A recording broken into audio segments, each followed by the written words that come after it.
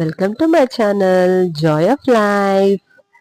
Okay, ఇవాళ Sunday means something special to quick something కదా. ఏదో ఒకటి సండే సంథింగ్ స్పెషల్గా చేస్తూ ఉంటాము.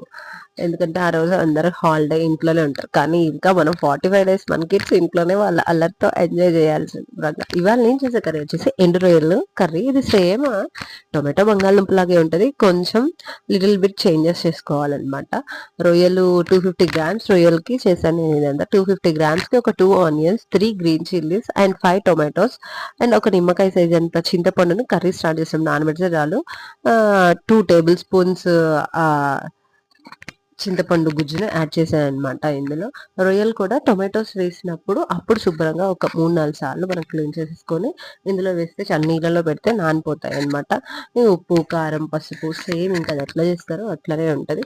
కొంచెం ఒక 10-15 జీడిపప్పు అనేది వేయించాను, కమ్మదనం కోసం వస్తుంది. అది ఆప్షనల్, వేయచ్చు వేసుకోవచ్చు. కర్రీ అయితే చాలా చాలా బాగుంటది. సమ్మర్లో మ్యాంగోస్తో పాటు ఇంకోటి ఏంటంటే, మా చిన్నప్పుడు అయితే సమ్మర్ వచ్చిందంటే ఎగ్జిబిషన్ ఉండేది మాకు. ఎగ్జిబిషన్ గుంటూరులో ఉండేది అనమాట. ఎంత ఎదురు చూసే వాళ్ళమో ఎవ్రీ సమ్మర్ రాగానే ఎగ్జిబిషన్కి వెళ్ళాలి అని. అండ్ వాళ్ళు ఎవ్రీ ఇయర్ ఏదో ఒక డిఫరెంట్ థీమ్తో ఎంట్రన్స్ అనేది పెట్టేవారు. అండ్ ఇంకోటి ఏంటంటే, ఇంతకుముందు సమ్మర్ లో టికెట్స్ రేట్ చాలా తక్కువ ఉండేది. లోపల తిరగనీకి 40-50కే కొలంబస్, టోరటోర్లు, జైంట్ వీల్ ఉండేది. ఇప్పుడు 100 రూపీస్ చేసేసారు.